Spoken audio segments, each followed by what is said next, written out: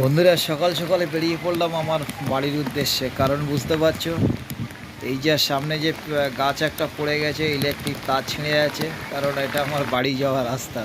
তো বাড়ি যাওয়ার রাস্তা তো অলরেডি বন্ধ হয়ে গেছে। তো বাড়ির খুব চিন্তা করছিলাম, কারণ আমি থাকি এক জায়গায় আর আমার দেশ বাড়ি আরেক জায়গায়।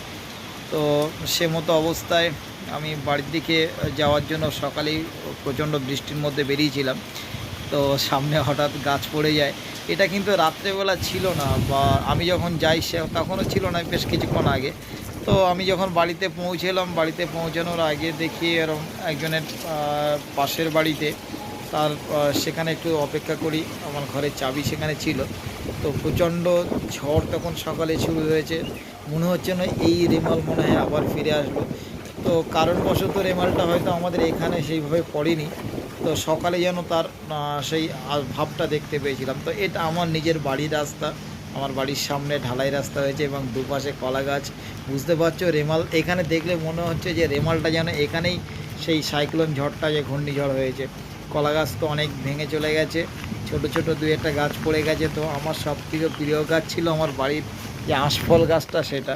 তো আমি একটু আঁশফল গাছের দিকে দেখতে গেলাম যে আঁশফল গাছটা সব ঠিকঠাক আছে কিনা। তাই দেখলাম যে আঁশফল গাছে আঁশফল প্রচুর হয়েছে, দেখতে পাচ্ছ ওইটা। তো এবার বাড়িটা ঘুরলাম, সব দিকে ঘুরে দেখলাম মোটামুটি ঠিক আছে। পুকুরে একটু জলটা বেশি জমে গেছে।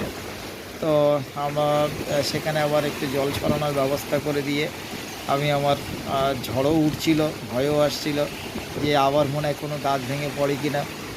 তো যাই হোক, স্বাভাবিকবশত সমস্ত দিক থেকে নিয়ে এটা আমার বাড়ি। তো এটা বাড়ির মনে হয় পাঁচিল, তুমি দেখতে পাচ্ছ।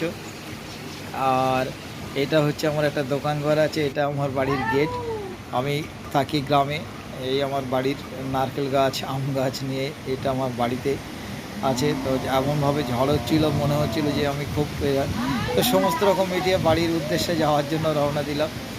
তো এইভাবে আস্তে আস্তে অবশেষে আমি এখান থেকে সমস্ত সব কিছু দেখভাল করার পরে আমি আমার গন্তব্যস্থলের জন্য রওনা দিলাম, যে আমাকে তো আবার ফিরে আসতে হবে আমার নিজের বাড়িতে। যাই হোক, সবাইকে মোটামুটি রেমালের সতর্কতে এবং ভালো থাকার জন্য আন্তরিক শুভেচ্ছা। সবাই ভালো থাকবেন, সুস্থ থাকবেন।